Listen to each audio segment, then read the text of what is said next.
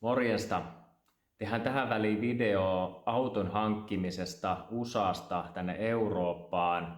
Mitä se maksaa, mitä pitää ottaa huomioon.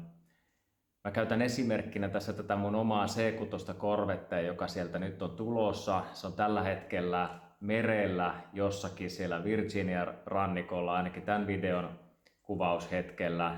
Sen näkee muuten reaaliaikaisesti tuosta yhdestä palvelusta.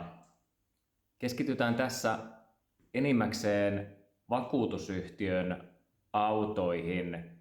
Ja tämä sama juttuhan totta kai pätee kyllä, jos sieltä ostat jostain muualtakin auton, mutta tässä mun esimerkissä mä olen tutustunut paljon enemmän tuohon vakuutusyhtiön lunastamiin autoihin. Eli mennään sillä. Lähdetään semmoisella kolumbomaisella tyylillä, eli kerrotaan niin kuin lopputulos ensin ja lähdetään siitä purkaan sitä asiaa. Eli mä ostin auton C6 Corvetten 2005. Voin laittaa tuohon vaikka videon kuvan, millainen sieltä on tulossa. Huutokauppa ja loppusumma $5,050. Sillä hinnalla siis kaupan voitin.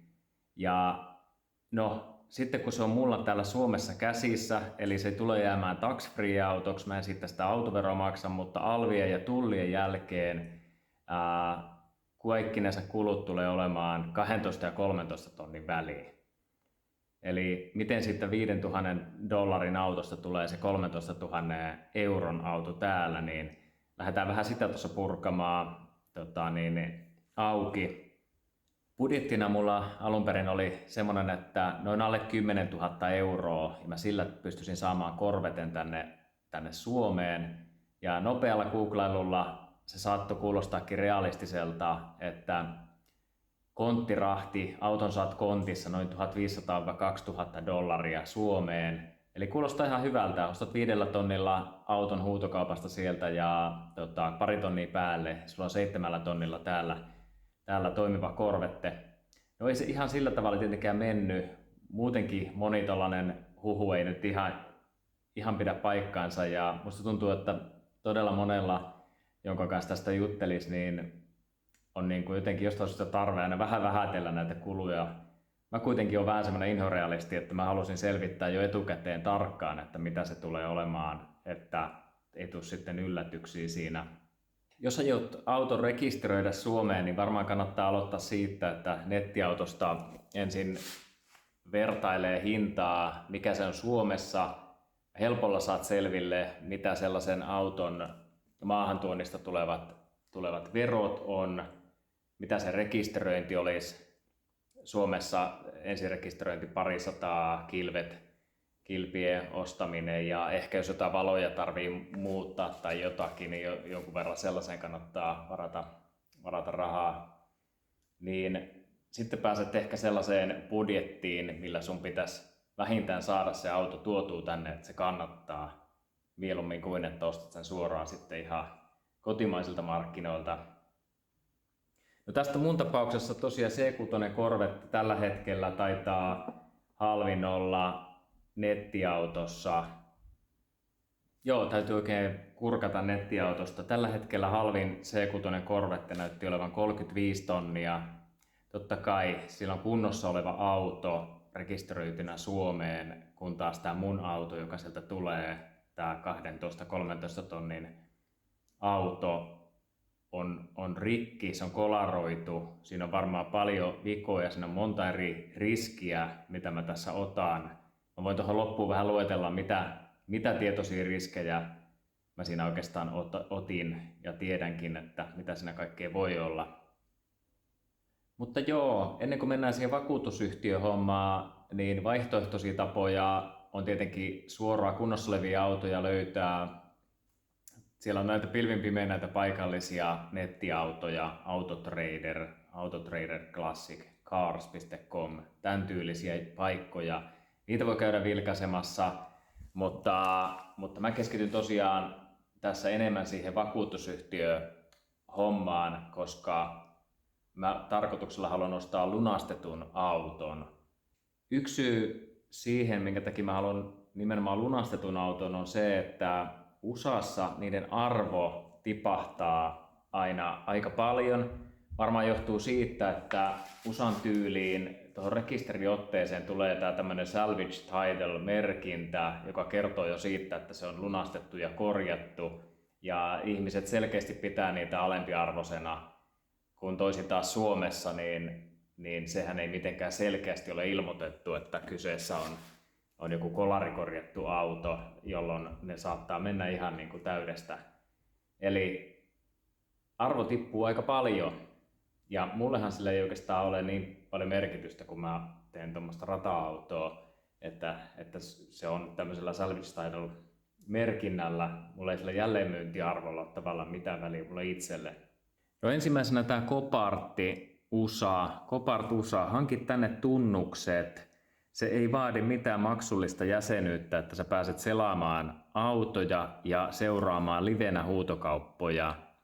Tämähän on samaa firmaa, mitä Suomessakin Copart, mutta niissä on maakohtaisia eroja ja täällä käydään vähän eri tavalla sitä kauppaa. Valikoimahan täällä on ihan jäätävä. Eli voisi sanoa, että jokaisena arkipäivänä ympäri USAa menee useita korvetteja, jopa ihan tunnin välein tai jopa samaan aikaan huutokauppoja pyörii. Eli todella paljon vaihtoehtoja. Tässä on muuten hyvä esimerkki näistä Floridan. Täällä on paljon näitä vesivaurio-tulva-autoja. Tässä videon kuvaushetkellä 2022 syksyllähän Floridassa oli isot tulvat ja sen jälkeen niitä on tässä pitkin syksyä tullut todella paljon näitä tulva-autoja. Mullehan tällainen olisi kelvannut ihan erinomaisesti. Sähköthän niissä saattaa olla pimeänä tai jotain muuta vikaa. Mä olisin voinut heivata kaikki sähköt pois ja tehdä sitten omat tilalle, eli mulle olisi käynyt varsin hyvin tollanenkin. Toinen tämmöinen vakuutusyhtiön huutokauppasivusto on tämä iaai.com.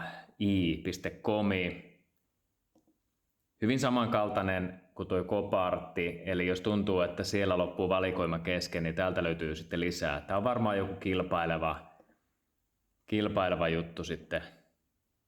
Ja täälläkin valikoimaa todella paljon. Tässä välissä mä suosittelisin, että käy katsomassa niitä live-huutokauppoja, tee itsellesi tilastoa, mihin hintaan se juuri sinun haluamasi auto siellä yleisimmin menee.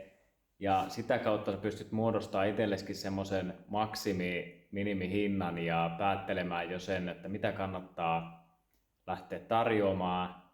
Joskus kaikkia huutokauppoja, kaikkia kauppoja et pysty voittamaan. Se on järjetöntä välillä, että sä selkeästi teet vaikka tilastoa, huomaat, että niitä menee sanotaan vaikka 5-6 tonnilla normaalisti, niin yhtäkkiä ilman mitään syytä joku niistä nousee 10 tonniin. Siinä on varmaan vaan takana, että joku siihen sitten on tykästynyt niin paljon ja haluaa välttämättä nyt hankkia sen ja on saanut jo niin ostohousut jalassa, että tempaantuu mukaan siihen kauppaan, niin luovutaan ehdottomasti semmoset. Mutta se edellyttää, että sä tiedät etukäteen vähän, että mikä se taso siellä on.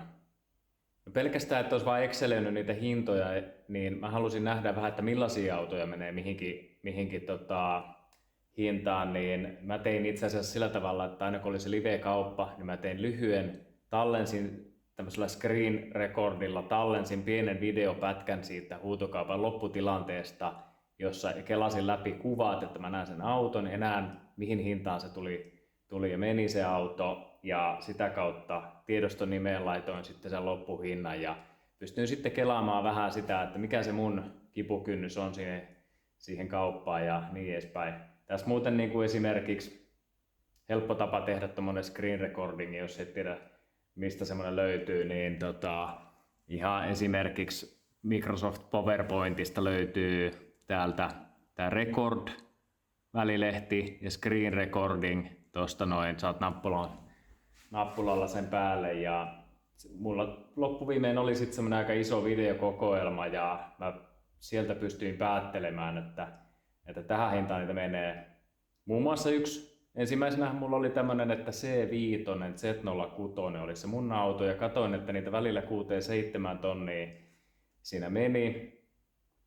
Ja olin jo valmistautunut, että tämän tästä löydän. Se oli katon kautta ympäri ajettu ajettu auto. Mulla ei sitä nyt taida tuossa videolla olla, mutta yllättäen aivan järjettömän huono kuntoinen kuitenkin. Mä vähän laskelmoin, että tän täytyy jäädä varmaan 3 tonniin tän hinnan.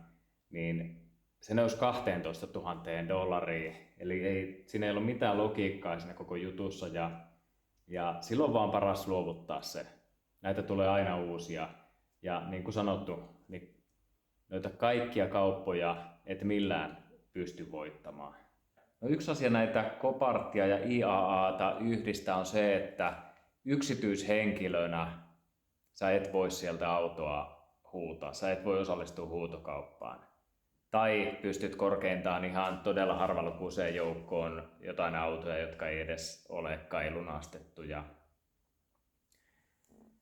Syy siihen todennäköisesti, tämä on mun luulo, että syy on se, että Copart ja IAA ei halua käydä kauppaa yksityisten kanssa sen takia, että siinä olisi tällainen virhevastuu ja palautusoikeus ja sun muuta. Eli he haluaa käydä kaupat tällaisista autoista ainoastaan jonkun välillisen niin kuin yrityksen kautta. Eli se tarkoittaa sitä, että sä tarvit siihen välittäjän tai niin kuin, no he kutsuu brokerin. Ja niitähän löytyy pilvin pimein niitä, ketkä sitten tekee. Yksi tällainen brokeri on tämmöinen kuin Betterbid, joka siis on niin kuin Copartin kanssa jotenkin yhteistyössä ja Coparttikin sitä taitaa tuossa suositella. Se on vain yksi näistä. Ja katsotaan siellä esimerkkinä nyt sitten vaikka tämä Z06 vesivaurio Corvette, mikä siellä Floridan rannikolla on, niin se löytyy täältä.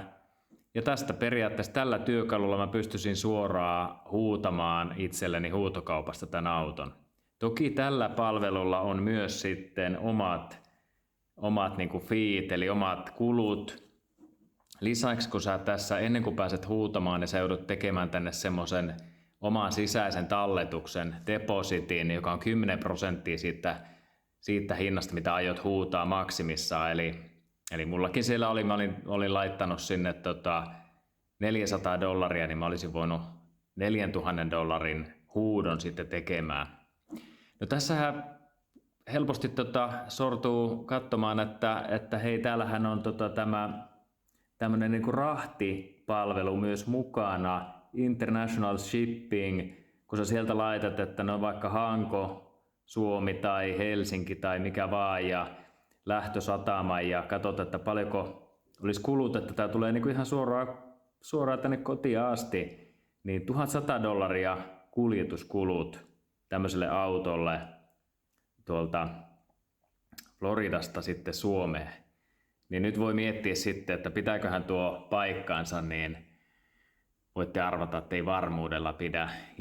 Eli joko kaksinkertainen, kolminkertainenkin voi olla lopputulos. Pahimmillaan olen tästä törmännyt jopa siihen, että lopputulos olisi ollut 10-kertainen. Eli täällä tämä laskuri ilmoitti €400 shipping kuluiksi ja sitten kun sitä selvittelin, niin todellisuus olisi ollut noin $4,000 tai euroa. No sitten täällä Copartin puolella, kun tätä samaa autoa katsoo, niin sieltä löytyy myös sama tämä shipping estimate ja se tuntuu käyttävän ihan samanlaista taktiikkaa, eli ihan täysin puuta heinää se arvio. Toinen tämmöinen brokeri, SalvageBid, joka tekee taas sitten tälle IAAlle tätä bisnestä. Täällä ei tainnut olla sitä kuljetuskuluarviointia oikein ollenkaan. Enkä mä lähtenyt tähän kovin paljon sitten enää perehtymäänkään.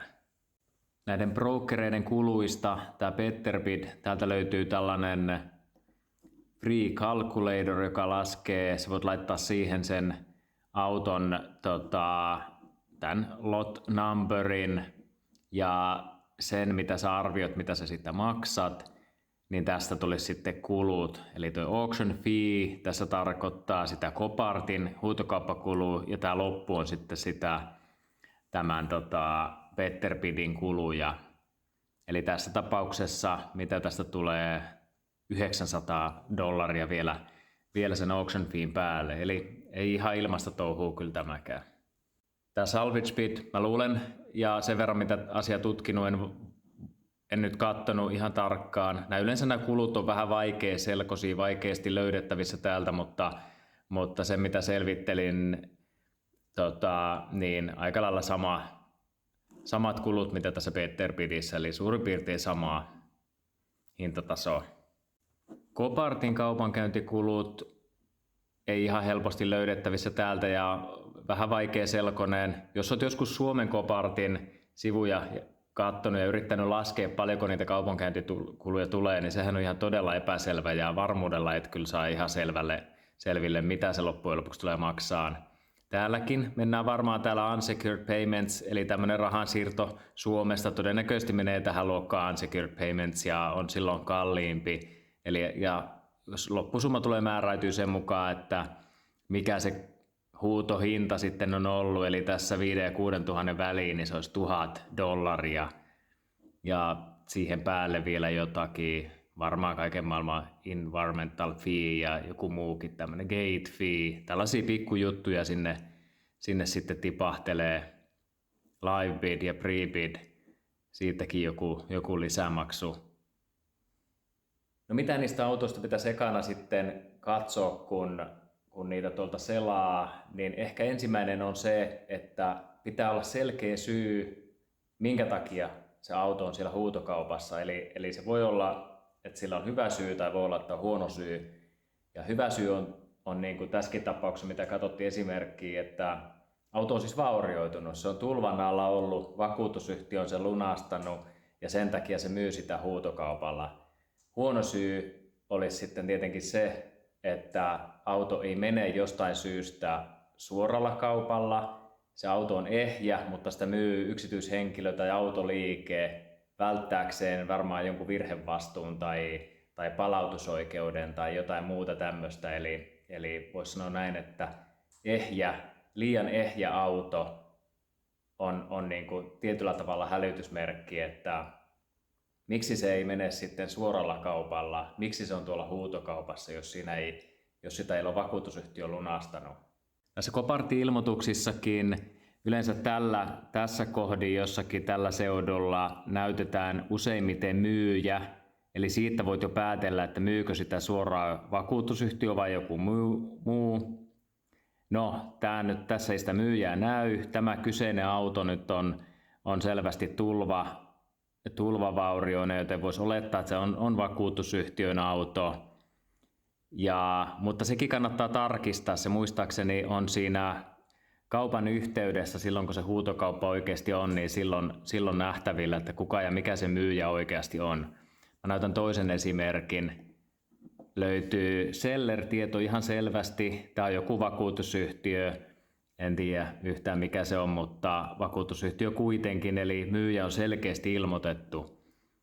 Pahimmassa tapauksessa tällaisessa autossa saattaisi olla niin, että joku on sen huutokaupasta ostanut, tehnyt siihen jotain pieniä pikafiksauksia, että on saanut sen tuohon valokuviin näyttämään vähän paremmalta, ja sitten se laittaa sen uudelleen myyntiin tänne ja yrittää saada siitä paremman hinnan.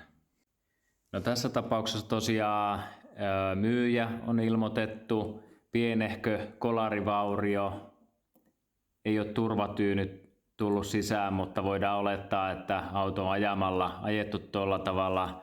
Run and drive tarkoittaa sitä, että siellä vakuutusyhtiöllä se on laitettu käyntiin ja sillä on vähän eteen ja taakse kokeiltu ajaa ja se auto liikkuu omin avuin, ei kerro kyllä mistään muusta.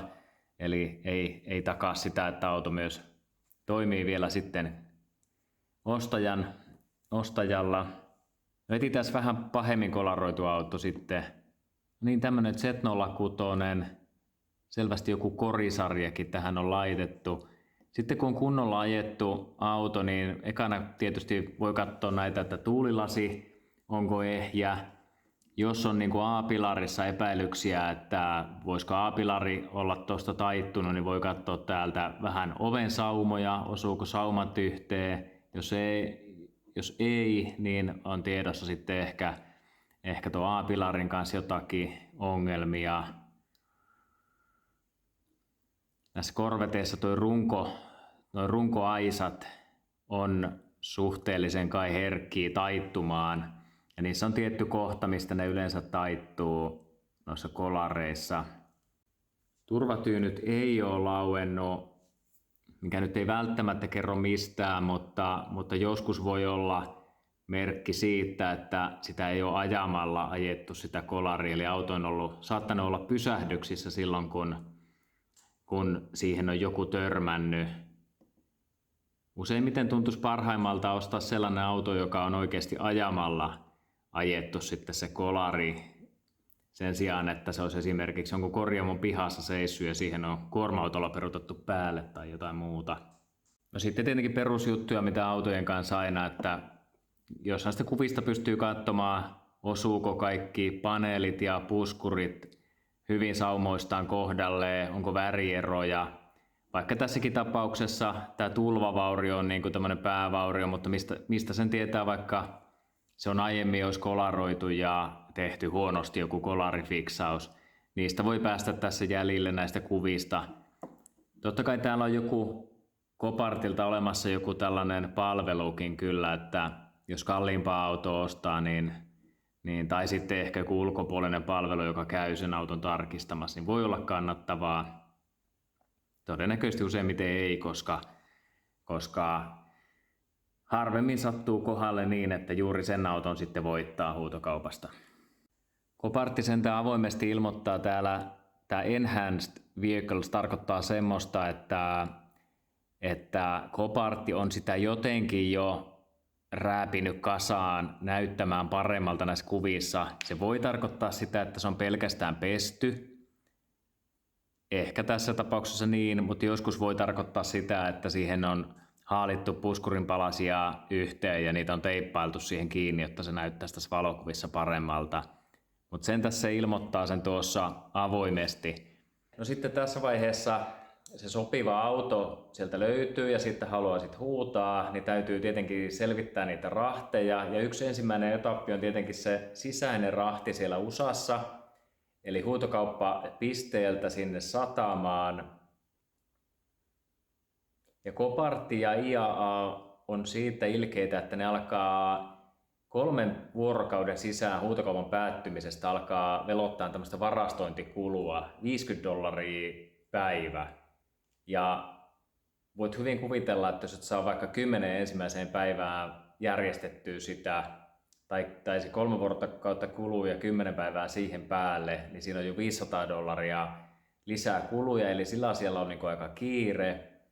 Niin, no sieltä löytyy tämmöisiä firmoja, jotka välittää rekkarahtia, vaikka joku U-Ship, ja ne saattaa antaa sulle jonkun aika alhaisenkin hinnan sille rekkarahdille, mutta tämä perustuu niiden toiminta johonkin tällaiseen juttuun, että sä tavallaan tarjoat niille kuskeille kyytejä ja ne tarttuu niihin tarjouksiin. Eli jos annat alhaisen hinnan, niin se voi mennä vaikka kuukausi, että joku siihen tarttuu sitten, kun ei mitään muuta ole tarjolla.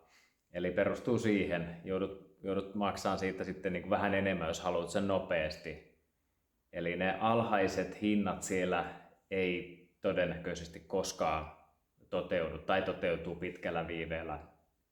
No tämä ei oikein ole niin kuin hyvä idea ehkä, että no kuka sen sitten pakkaa laivaa ja hoitaa, että alanko mä täältä sitä nyt jotenkin hoitamaan. Alkoi olla aika paljon kysymysmerkkejä. Ja mä olin yhteydessä useampaan tämmöiseen kansainväliseenkin firmaan, mitä näitä nyt oli, mitäs näitä olikaan, CFR Classic, Schumacher Cargo Logistics, niitä löytyy paljon.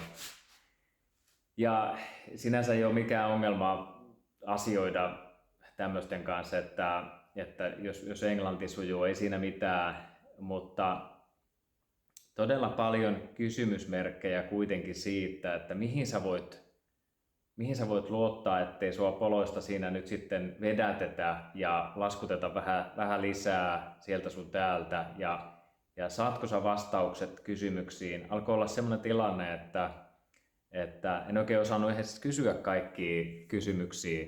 Tällaisia avoimia kohtia alkoi olla aika paljon, että miten esimerkiksi saadaan paperit sieltä Copartilta tai IAIltä, minkälaiset luovutuspaperit tarvii olla, että se kuski saa sen auton sieltä hakea, luvan ottaa ja luvan luovuttaa, kenen nimissä se on, kuka sen oikeastaan missäkin vaiheessa omistaa sen auton, onko sulla itsellä aikaa sä illalla voitat huutokaupan, onko sulla siinä vaiheessa aikaa alkaa soittelemaan ja selvittelemään juuri näitä asioita silloin heti, eli käytännössä yöllä tai myöhään, ootko juuri töissä, kello vaikka 14 päivällä, kun pitäisi aloittaa soittokierros, kun siellä päässä on herätty ja kun tämmöiset rekka- ja rahtarifirmat kun haistaa, että kyseessä on nyt joku tällainen keltanokka, niin ajatteleeko ne heti, että otetaanpa rahat pois.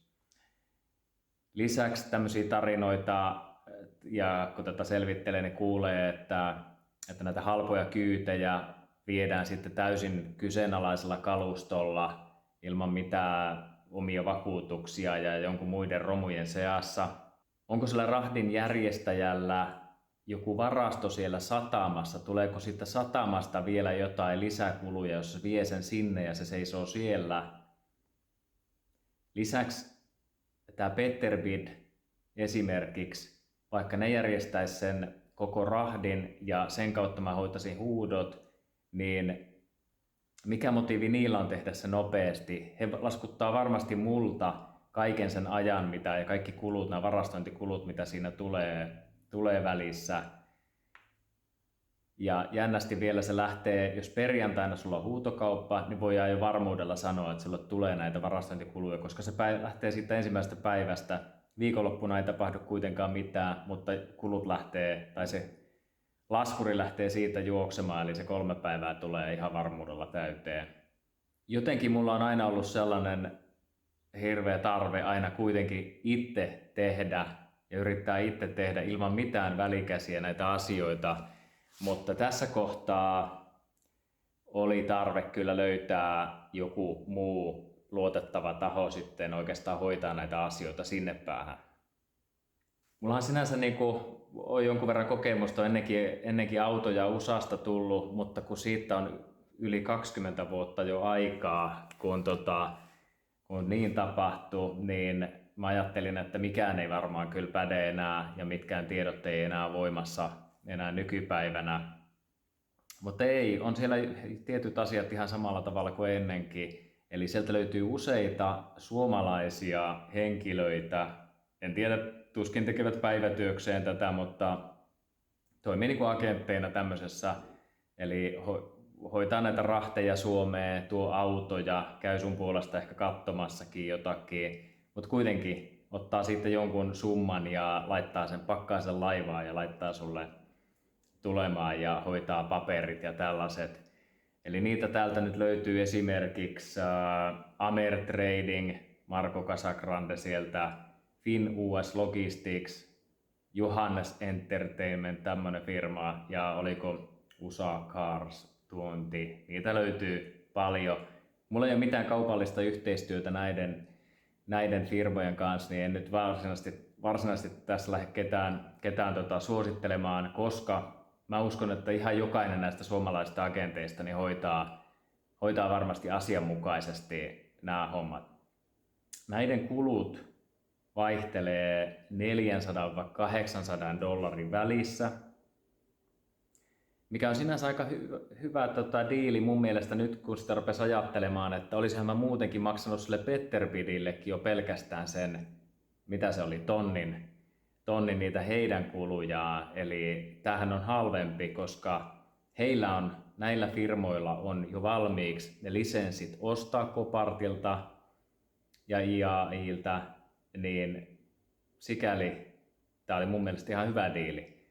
Suomalainen henkilö, ja ne tietää miten se toimii, se sisäinen rahti siellä, miten saadaan kyydit, miten saadaan paperit, ja he hoitaa sen pakkaamisen kontteihin, ja sun ei tarvitse siitä huolehtia. Semmoinen tuli tuossa myös opittua, että itärannikolla siellä USAssa nämä rekkarahdit on kalliimpia kuin länsirannikolla johtuen jostakin tietulleista. Eli siinä mielessä kun jos konttipaikan hinta länsirannikolta Suomeen on joku $2,400 ja sitten taas idästä ja etelästä se on joku $1,650, niin se voi olla, että sä maksat sisäisissä rekkarahdeissa jo sen erotuksen, eli sillä lännessä se on halvempaa. Mutta joo, mä olin siis yhteydessä oikeastaan kaikkiin näihin suomalaisiinkin agentteihin, mitä siellä on, ja Ameritradingilla ja Casagrandella on siellä Floridan rannikolla, hän pakkaa niin kuin sieltä, eli jos tässä mä olisin Floridasta tulvavaurioisia auto ostanut, niin olisin sieltä varmaan voinut hankkia. Täällä FinUS:llä on New Yorkin alueella, Houstonissa ja Los Angelesissa pakkaamot. Eli riippuen siitä, miltä alueelta USA löydät sen auton, niin voi sitten valita, että kenen palveluja tuossa käyttää. Ja mahdollisimman lyhyellä rekkarahdillahan se kannattaa, ettei tule liikaa kuluja siihen. Mutta toisaalta siinä se $200-300 suuntaan tai toiseen rekkarahdeissa siellä, niin ei ihan hirveästi ehkä tee. No miten se sitten toimii, kun se auto löytyy tai vaihtoehtoisia autoja, niin ilmoitat sille sun omalle agentille, mikä sun maksimihinta on, ja jäät seuraamaan, pyydät häntä tekemään sun puolesta sen tarjouksen sinne Copartille tai IAIlle, ja seuraat sitten, että jääkö se auto käsiin vai ei.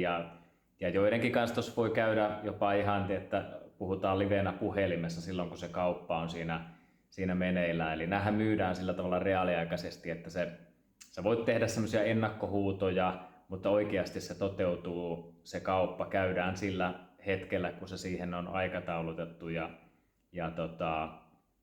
Osa autoista myydään niin kuin suoraan, osassa on hintavaraus, ja ne missä on hintavaraus niin tai joku tämmöinen seller approval, niin sieltä usein saattaa tulla sitten käsittääkseni semmoinen vastatarjous vielä, jonka sä voit ottaa tai hylätä.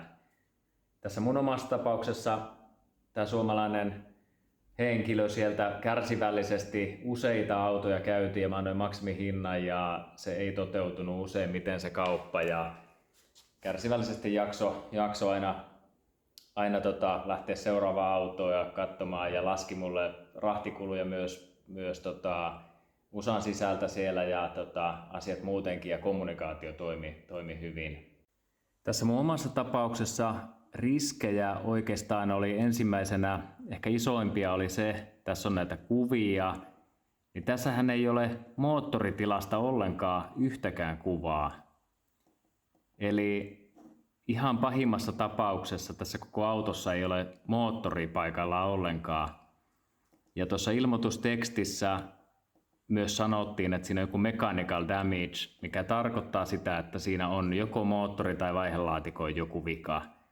Ja jotenkin mä kuitenkin nyt päädyin siihen, että mä uskalsin tämän auton ostaa. Mä ajattelin, että olisikohan tämä mennyt jonnekin mettään niin, että joku kivi on vaikka osunut öljypohjaan ja öljypohja haljennut ja sitä kautta se mechanical damage siellä on. Eli tämän keulavaurion lisäksi siinä on jotakin muuta.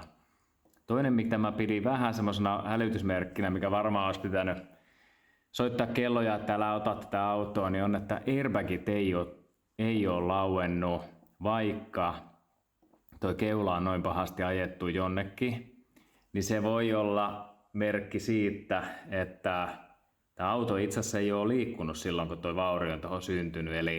Eli pahimmassa tapauksessa se on ollut vaikka autokorjaamon pihassa, sitten on moottori irrotettu ja sen jälkeen kun rekka on ajanut tuohon, peruuttanut tähän päälle ja tällainen on sitten syntynyt, mutta en tiedä, ehkä vähän karmea juttu olisi kyllä, että jos sellaisen kusetuksen tämä IAAI nyt mulle olisi tehnyt siinä, mistä sitä ikinä tietää, sen näkee sitten kun se tulee. Mä silti jätin ton tarjouksen aika alas, eli tämä 5050 on edullinen tästä. Ilmeisesti muutkin piti sitä aika riskaapelikauppana. Yleensä nämä oli sinne 6-7 aina sitten mennyt, että toivottavasti tai todennäköisesti siinä nyt ei kaikki ole hajalla, eli sitten jos siihen joutuu moottori jotain ostaan tai vaihelaatikkoa jotakin tekemään, niin siinä nyt ehkä sitten vähän varaa. Mutta riskejä on varmasti. Niin, se oma keissi, tämä mun esimerkki 2005 Corvette, ja niin miten siitä 50 dollarista päädytään tuohon 12-13 000 euroon, niin käydään kulut läpi. Eli auton huutokauppa päättyi siihen 5050 dollaria ja se hyväksyttiin. Se oli IAAIn puolelta. IAAn oma tämä fee oli 963 dollaria.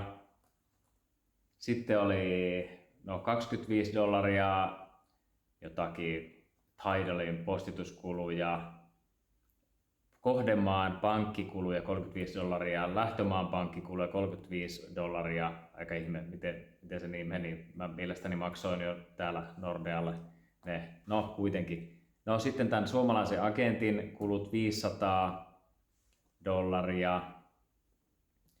Rekkarahti tuolta Virginiasta sinne New Yorkin alueelle 600 dollaria. Eli katsotaan, eli tommonen matka.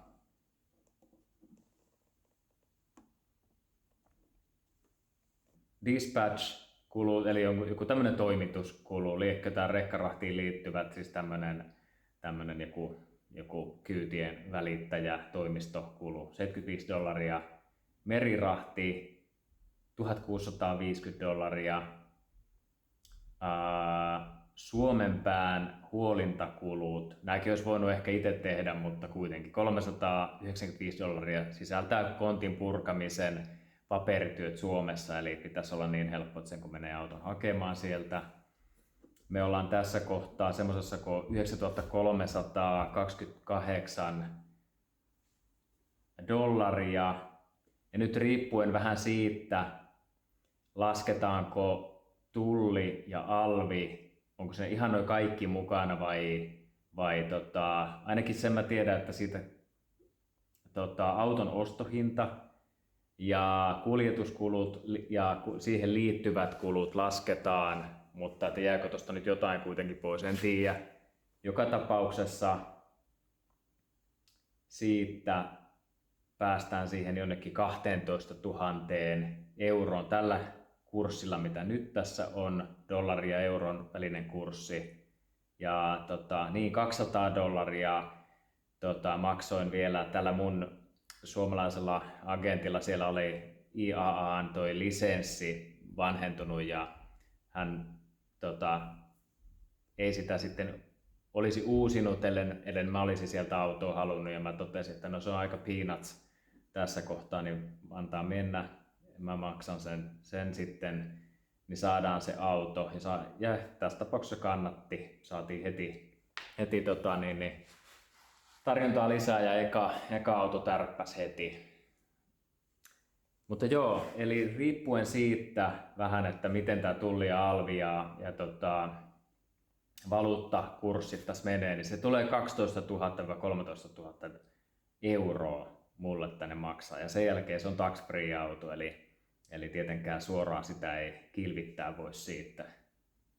Jos joku miettii nyt, että kannattaako tämmöisinä aikoina nyt ostaa juuri auto, pitäisikö odottaa vähän, nyt on inflaatio ja dollarin kurssi tai oikeastaan euron kurssi tuohon dollariin nähden on niin kuin vähän huono. No nyt se muuten ihan tässä hiljattain on vähän parantunut sekin tilanne meidän kannalta täällä.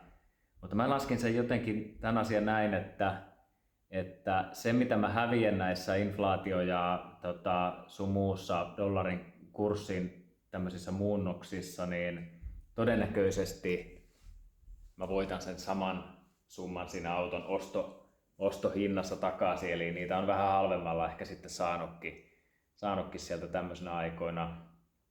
Ja toisaalta, jos mä meinaan joskus tuohon hommaan lähtee, eli ajamaan sutia tuommoisella autolla, niin kuinka kauan mä aion odottaa, että vuosia, 3 vuotta, 5 vuotta, niin kyllä se nyt on se hetki ja siihen pitää pitää vaan tarttua sitten, kun on semmoinen fiilis. Mutta tämmönen video tällä kertaa. Toivottavasti tästä oli jollekin jotakin hyötyä. Ja laita kommentti, jos sulla on jotakin omia kokemuksia ja vinkkejä, koska nykypäivänä ei oikein noi nettifoorumit ei oikein kovin suosittuja ja kaikki vinkit, mitä nyt tällä hetkellä netistäkin löytyy tähän hommaan, niin ne tahtoo olla 15 vuotta vanhoja juttuja foorumeilta, vanhoilta foorumikeskusteluista, eli sitä tietoa ei ihan hirveästi ole tälleen jaossa. Laita tuohon videon kommenttiin, jos sulla on jotain hyviä vinkkejä. Mä tiedän, että jengi tuo kyllä autoja paljon sieltä tälläkin hetkellä, niin saadaan hyvä keskustelu. Kiitos katselusta ja morjens!